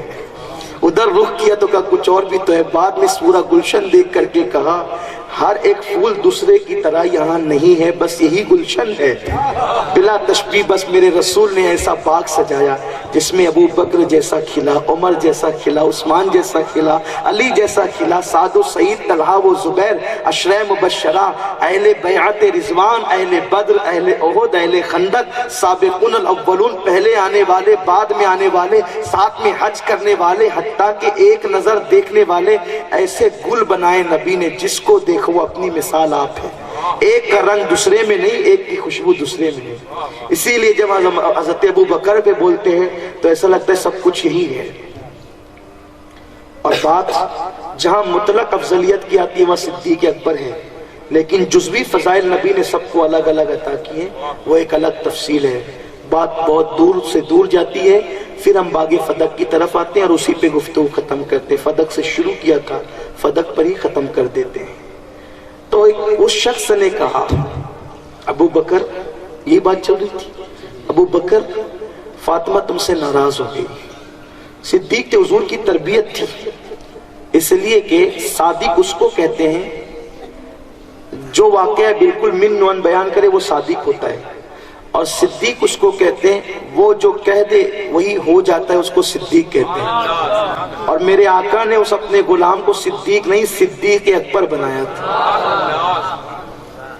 اسی لیے تو ایک واقعہ بیان کیا جاتا ہے جس پر لوگوں نے جرا بھی کیا، لیکن میں پہلے ہی کہہ دیتا ہوں میں کوئی محقق نہیں ہوں، مجھے اصلاح کی جو بات نظر آتی ہے میں پیش کر دیتا ہوں۔ ایک جنگ کا موقع تھا، ایک بوڑھی عورت کا اکلوتے بیٹے کا انتقال ہو گیا۔ انتقال ہوا تو حضور آگے آگے آ رہے تھے، وہ بوڑھی ماں میدان کے کنارے پہ کھڑی تھی، پوچھا حضور میرا بیٹا شہید ہو چکا تھا، بیٹا شہید ہو چکا تھا۔ حضور نے سوچا کہ موت کی خبر میں کیوں دوں، میرا کام تو خوشیاں دینا ہے، غم دینا تو نہیں۔ جس کی تسکی سے روتے ہوئے ہنس پڑے، اس تبسم کی عادت پہ لاکھوں سلام۔ وہ مسکراہٹیں دینے آئے تھے، وہ رلانے نہیں آئے تھے۔ سوچا کہ میں کیوں دوں، تو فرمایا کہ میرے پیچھے عمر آ رہے ہیں، ایک کام کرو ان سے پوچھ لو، وہ بتا دیں گے۔ حضرت عمر آئے تو کہا عمر میرا بیٹا، تو انہوں نے سوچا جب حضور نے نہیں بتایا تو میں کیوں بتاؤں، تو کہا میرے پیچھے ابو بکر آتے ہیں، ان سے پوچھ لو وہ بتا دیں گے۔ اب صدیق اکبر پیچھے آیا، اور یہ بہت نرم دل انسان تھے، کسی کی تکلیف، چونکہ حضور کی صحبت میں بہت رہے تھے، بہت زیادہ شرف یاب ہوئے تھے، تو سوچا کہ حضور نے نہیں کہا، عمر نے نہیں کہا، میں کہتا ہوں تو اس کا دل ٹوٹے گا، تو زبان پہ آ گیا مائی تیرا بیٹا زندہ ہے، مائی تیرا بیٹا زندہ ہے۔ ارے جو صادق ہوتا ہے وہ سچ بولتا ہے، تو صدیق جھوٹ کیسے بول سکتا؟ اس لیے کہ صادق وہ جو کہہ دے وہ کہہ دے، جو ہے وہ کہہ دے، وہ صادق، اور جو کہہ دے وہی ہو جائے، وہ صدیق۔ جب بات نکل گئی زبان سے صدیق کی مائی تیرا بیٹا زندہ ہے، کہاں ہے؟ جا میدان میں۔ وہ بڑھیا دوڑی، خدا کی طرف سے حکم ہوا میرے صدیق کی بات نہیں ٹلے، اللہ نے اس شہید کو زندگی عطا فرمائی۔ یہ صدیق اصدق الصادقین سید المتقی، اصدق الصادقین سید المتقی، رازدار نبوت پہ لاکھوں سلام۔ صدیق اکبر کو کہا فاطمہ آپ سے ناراض ہوگی، اچھا ناراض ہو گئی۔ اس وقت وہ اور صدیق دونوں بیٹھے تھے۔ صدیق اکبر رضی اللہ تعالیٰ اس زمانے میں جو غلام لوگ ہوتے تھے، غلام، ان کی پہچان تھی کہ وہ چادر کو یوں اوڑھتے تھے، دکھائیں آپ کی چادر، بتا دو تاکہ سمجھ میں آ جائے۔ علامہ طبرسی نے پورا نقشہ کھینچا ہے۔ جو لوگ اعلیٰ درجے کے ہوتے تھے نا، اعلیٰ قسم کے، اعلیٰ نسل کے، تو وہ چادر کو یوں اوڑھتے تھے، یوں چادر اوڑھی جاتی تھی۔ اس سے سمجھ میں آتا تھا کہ یہ آقا لوگ ہیں، مالدار لوگ ہیں، اعلیٰ نسب لوگ، یوں چادر اوڑھی جاتی تھی۔ لیکن جو غلام تھے وہ یوں نہیں اوڑھتے تھے، کیونکہ ہمارے ہاں چادر صرف سردی میں اوڑھی جاتی ہے، لیکن عرب میں چادر بطور زینت اوڑھی جاتی ہے، چادر بطور، تو جو غلام لوگ ہوتے تھے وہ چادر کو یوں اوڑھتے تھے، چرواہے غلام یوں۔ یہ عاجزی کی علامت ہوتی تھی۔ اس پر اور زیادہ عاجزی کرنا ہوتی تو چادر یوں ڈالی جاتی تھی۔ اس کا مطلب یہ بندہ سب سے نچلے درجے کا ہے، یہ سب سے یوں انداز ہوتا تھا۔ صدیق اکبر کی جو چادر رکھی ہوئی تھی، جب اماں فاطمہ کے گھر، سیدوں کی ماں فاطمہ کے گھر، وہ افضل البشر بعد الانبیاء بالتحقیق چلا، تو یوں چادر اوڑھ کر نہیں چلا جیسے آقا اوڑھ کر جاتے تھے۔ علامہ طبرسی لکھتے ہیں کہ چادر اٹھائی اور یوں گلے میں ڈالی، یوں، اس لیے تاکہ دیکھنے والے کو پتا چل جائے آقا نہیں آ رہا ہے، غلام آ رہا ہے، یوں۔ یہ رافضیوں کی کتاب ہے، اہل سنت کی نہیں، کہ کس طرح کی لوگ باتیں کرتے ہیں۔ علم پہ ناز ہے، علی پہ ناز کرو، باب مدینۃ العلم پہ کرو، علم پہ نہ کرو۔ اگر ناز کرنا ہے تو علی کے دامن پہ کرو۔ ایک ہے علم، ایک ہے فیضان علم۔ جنہیں فیضان علم نہیں ملتا ان کے قدم بہکتے ہیں۔ آؤ مولا کے قدموں میں، علم بھی ملے گا، فیضان علم بھی ملے گا۔ صدیق کہیں جاتے ہیں تو یوں پہن کر جاتے ہیں، آقا آ رہا ہے، لیکن جب در فاطمہ پہ، در زہرا پہ جاتے ہیں، اب طبرسی نے کہاں تک انصاف کیا، اس کا ذمہ دار وہ ہے، لیکن بات تو ان کے گھر کی ہے۔ یوں چادر ڈالی ہے صدیق اکبر نے تاکہ لوگ دیکھ کر کے سمجھ جائیں، کیونکہ لوگ جب اطلاع دیتے ہیں کہ کون آ رہا ہے تو بس چادر سے پتا چلتا ہے کون آ رہا ہے، کسی کی پیشانی پہ تو نہیں لکھا رہتا ہے کہ یہ آقا کی غلام ہے۔ یوں چادر ڈالی اور کہا چل، تو جس نے بات کہی تھی کہ فاطمہ تم سے ناراض ہے، اسی کو لے کے کہا چل تو، تاکہ بعد میں فتنہ نہ کرے، چل تو۔ اور آئے ہیں در زہرا پر، دستک دیے اندر سے، مولا نے پوچھا کون؟ کہاں ابو بکر آیا ہے. بھائی ابو بکر تم یہاں؟ اس لیے کہ علی صدیق کا احترام کرتے تھے. متواتر احادیث موجود ہے کہ مولا علی نے کہا تھا کہ جو مجھے ابو بکر عمر پہ فوقیت اور فضیلت دے گا میں اس کو کوڑے لگواؤں گا. یہ کیسے علی کے ماننے والے ہیں کہ علی مرتضیٰ کی بات نہیں مانتے؟ صدیق اکبر کو تو مولا علی اپنے سے خود افضل کہتے ہیں کہ جو ابو بکر عمر پہ مجھے فضیلت دے گا میں کوڑے لگواؤں گا. کہ نہیں ہم مانتے تو ہیں لیکن مگر ایسا نہیں جیسے علی مرتضیٰ نے کہا ویسے مانو. تمہیں کیا حق ہے ایسے مانتے اور ویسے مانتے ہیں؟ مولا علی کی بات حرف آخر ہے ہمارے لیے. تو بھائی ابو بکر تم کہاں؟ آج بات سیدہ سے کرنی ہے. مولا علی نے دروازہ کھولا، پردہ بن گئے، پردہ کیا گیا. سیدہ پیچھے کھڑی ہو گئی مولا علی کے. اس شخص کے سامنے اب صدیق اکبر کا لہجہ سنو. یوں ہی نہیں صدیق کو صدیق مانتے ہیں. ہاں، اور بات یاد رکھیں، رافضی یہ کہتے ہیں کہ حضور کے بعد 3 مسلمان رہ گئے تھے صحابی، باقی سب کافر ہو گئے تھے. میں نے کہا جس پیر کے مرید بگڑ جائیں اس پیر کو کامل پیر نہیں کہتے. ارے جب پیر کی موت کے بعد پیر کے مرید بگڑ جائیں تو کہا وہ کامل نہیں تھا، اس لیے رہنمائی نہ کر سکا، سنبھال نہ سکا. اگر کامل ہوتا تو بچا لے جاتا. پیر کے مرید بگڑے تو پیر کامل نہیں ہوتا. تم نبی رسول صلی اللہ علیہ وسلم خاتم الانبیاء کی نبوت و رسالت کو ناقص قرار دینا چاہتے ہو کہ حضور نے تربیت کی اور بگڑ گئے؟ معاذ اللہ. شرم کرو رابطی، شرم کرو اور لوگوں ان کے مکر سے بچو. صدیق اکبر نے اس کے سامنے کہا سیدہ تم مجھ سے ناراض ہو؟ میں نے تمہارے بابا کی حدیث تم کو سنائی، آپ ناراض ہو گئی؟ سیدہ نے کہا نہیں تو کس نے کہا؟ اب آپ نے اس کا پردہ نہیں اوپن کیا کہ اس نے کہا. اب صدیق اکبر کا عشق جوش مارتا ہے، عشق جوش مارتا ہے.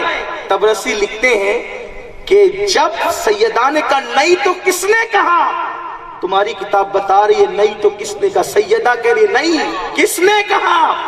کاش کہ رافضی شرم کرتے اور سیدہ پہ اتنا بڑا الزام نہ رکھتے. کس نے کہا؟ آپ نے جواب نہیں دیا کہ اس نے کہا. پھر عرض کرتے ہیں سیدہ جیسے میں تیرے بابا کا غلام تھا ویسے میں تیرا بھی غلام ہوں. اگر تمہیں دولت کی ضرورت ہے، اگر تمہیں پیسے کی ضرورت ہے تو میں تمہارا غلام، میری اولاد تمہاری غلام، میں بردہ ہوں تمہارا غلام ہوں. اگر پیسوں کی ضرورت ہے سیدہ کو تو مجھے لے کر چلیے، میری اولاد کو لے کر چلیے.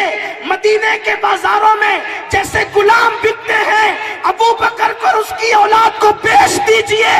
جو رقم آئے گی وہ تم پہ بھی حلال، تمہاری اولاد پر بھی حلال.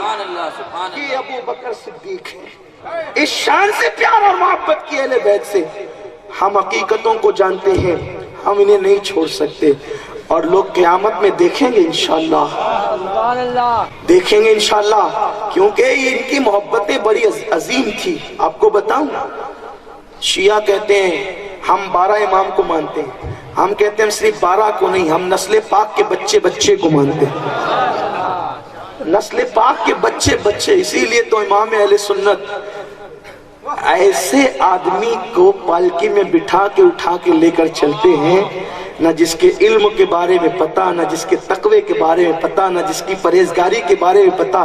ظاہری غربت کا عالم یہ ہے کہ نہیں کچھ ملا تو پالکی اٹھانے پہ لگ گیا، اور غلطی سے پالکی میں بیٹھ گئے تو نیچے اتر کر کے کہتے ہیں سید صاحب اب تم بیٹھو کیونکہ تم آل نبی ہو. اور اس عمر میں، اس بڑھاپے کی عمر میں پالکی کو کندھا دیا. نادان. یوں اہل بیت سے محبت کی جاتی ہے. جب حسین کی نسل در نسل در نسل در نسل در نسل ایک سید ملتا ہے تو یوں تعظیم کی جاتی ہے. اگر امام اہل سنت کو مولا حسین کا زمانہ ملتا تو کتنی تعظیم کرتے. تم کہتے ہو ہم 12 کو مانتے، ہم سنیوں کا یہ انداز ہے، ہم سب کو مانتے اور کہتے تیری نسل پاک میں بچہ بچہ نور کا، تو ہے عین نور، تیرا سب گھرانہ نور کا. تو یہ 12 میں سے جس کو چھٹا امام مانتے وہ حضرت سیدنا امام جعفر صادق ہے نا. پہلے امام مولا علی کو مانتے ہیں، پھر امام حسن کو دوسرا، امام حسین کو تیسرا، امام زین العابدین کو چوتھا، امام محمد باقر کو پانچواں، چھٹا امام جعفر صادق کو۔ ٹھیک ہے، سمجھ گئے آپ؟ لیکن اب آپ کو ایک بات بتاتا ہوں، دیکھو بھائیوں، آپ جس کو مانیں گے تو اس کے نانا کو مانیں گے کہ نہیں مانیں گے؟ بولو، اس کے دادا کو مانیں گے کہ نہیں مانیں گے؟ اچھا، اگر وہ کہتا ہوں کہ میرا نانا بہت اچھا تھا اور آپ اس کو کہتے ہیں ہم آپ کو مانتے لیکن آپ کے نانا کو کافر مانتے ہیں، بولو صحیح بات ہوگی؟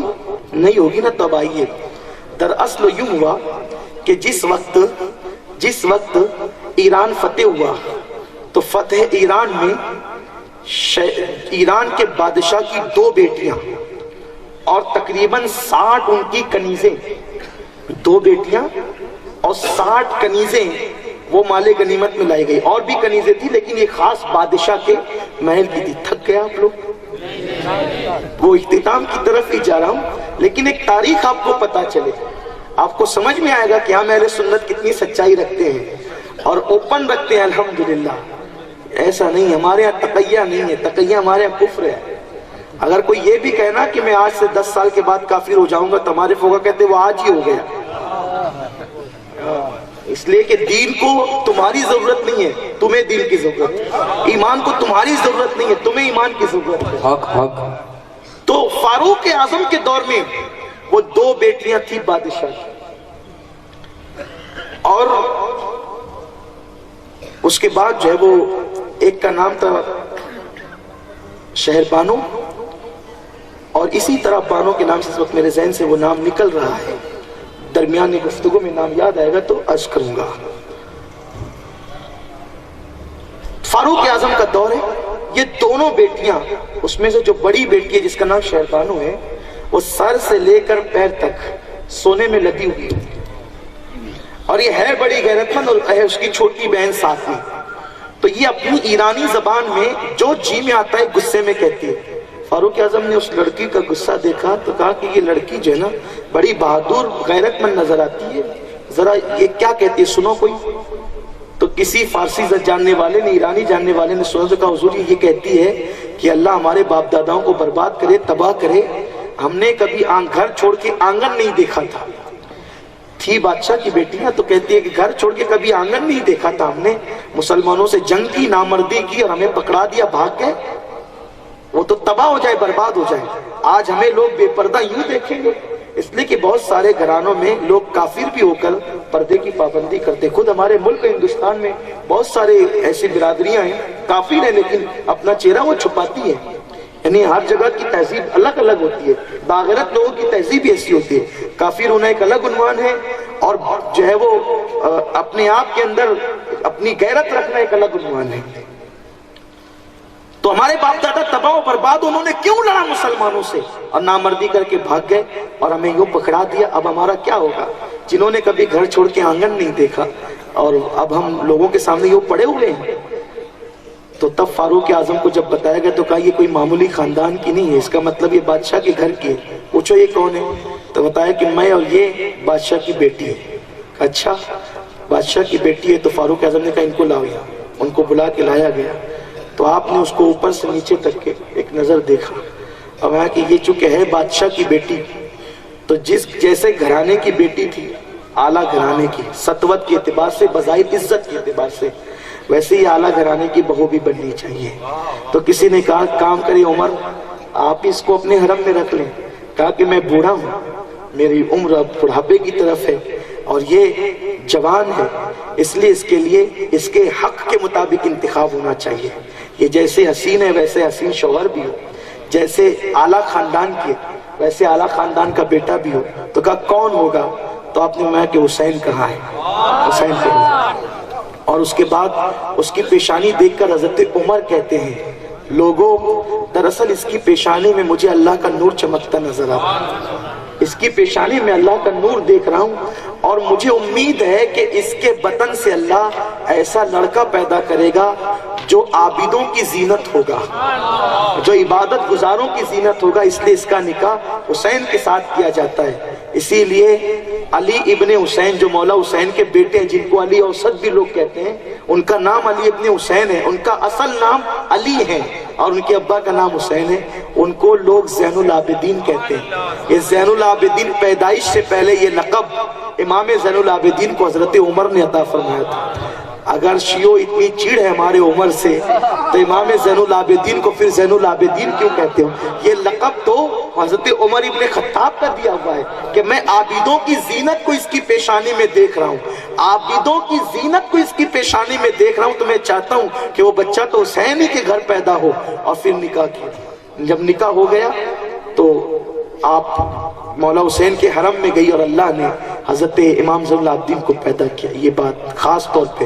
اس کے بعد جو دوسری چھوٹی بہن تھی شہربانو کی، ان کا نکاح محمد ابن ابو بکر کے ساتھ کیا۔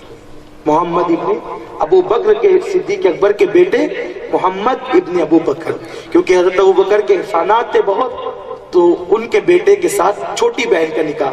اس طرح سے محمد بن ابو بکر اور حضرت امام حسین دونوں ہو گئے ساڑو، ہے نا اپنی زبان، جی ہاں ساڑو ہو گئے دونوں۔ اب جب یہ دونوں ساڑو ہو گئے تو حضرت محمد ابن ابو بکر سے، محمد ابن ابو بکر سے ایک صاحبزادہ پیدا ہوا، اور اسی صاحبزادے سے ایک بیٹی پیدا ہوئی جس کا نام رکھا گیا ام فروہ۔ تو وہ جو ام فروہ تھی ان کا نکاح حضرت امام محمد باقر کے ساتھ ہوا، اور حضرت امام محمد باقر اور ام فروہ یعنی ابو بکر صدیق کی پوتی، حضرت ابو بکر صدیق کی پوتی ام فروہ اور حضرت امام محمد باقر مولا علی کا پوتا، ان دونوں کا نکاح ہوا۔ صدیق کی پوتی ملتی ہے اور علی کا پوتا ملتا ہے، تو اس سے چھٹا امام جعفر صادق دنیا میں تشریف لاتا ہے۔ تو حضرت امام جعفر صادق کے دادا ہیں، پر دادا علی مرتضیٰ، اور امام جعفر صادق کے پر نانا ہے صدیق اکبر۔ یہ کیسا ماننا ہے؟ پوتے کو مانتے ہو، نواسے کو مانتے ہو، نانا کو نہیں مانتے۔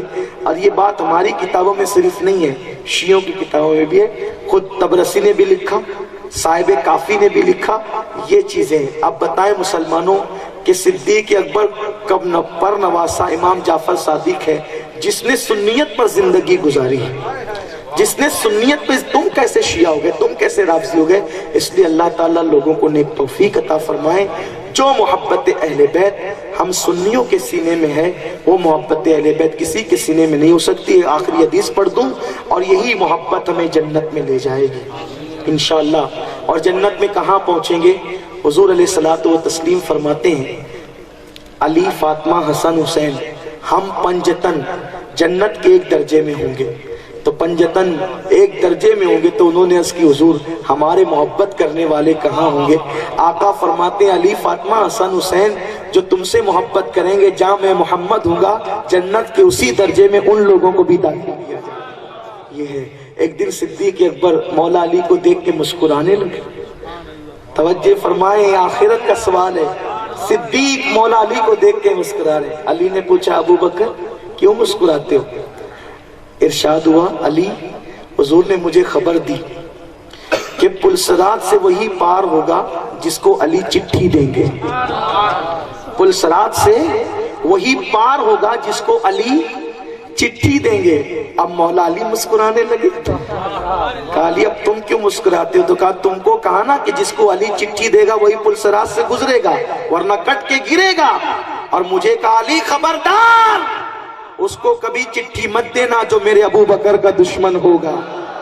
تو اس لیے علی کے دشمن بھی کٹ کے گریں گے، اس لیے کہ ان کو چٹھی نہیں ملے گی، چٹھی لینے تو علی کے پاس جانا ہے، اس لیے وہ کٹ کے گریں گے۔ اور علی مرتضیٰ کی اگر تعریف کر کے ابو بکر کو گالی دی تو بھی کٹ کے گریں گے، کیونکہ علی کہہ چکے، اور علی زبان کا دھنی ہے، دھنی اس کو نہیں دوں گا جو ابو بکر کا دشمن ہوگا۔ پھر کا پار کون لگے گا؟ وہی جو علی والا اور ابو بکر والا ہوگا، جو چار یار والا ہوگا۔ تیرے غلاموں کا نقش قدم ہے راہ خدا، وہ کیا بہک سکے جو یہ سراغ لے کے چلے، اور کیسے گزریں گے؟ رضا پل سے اب وجد کرتے گزریے کہ ہے رب سلم صدائے محمد. دوران گفتگو کوئی غلطی ہو گئی ہو اللہ معاف فرمائے. ابھی بھی جو ہے وہ صدیق اور علی کا فیضان، پنجتن کا فیضان اب سینے میں ٹھانٹے مار رہا ہے. زبان تو نہیں چاہتی کہ رکیں، لیکن ایسا نہ ہو کہ سنتے سنتے بار ہو جائے. ایسا عنوان چھڑا ہے اس لیے کہ یاروں کا عنوان یہی نجات کا ذریعہ ہے. پنجتن ہو اور ساتھ میں ابو بکر عمر ہو تو پھر مزہ بہت آتا ہے.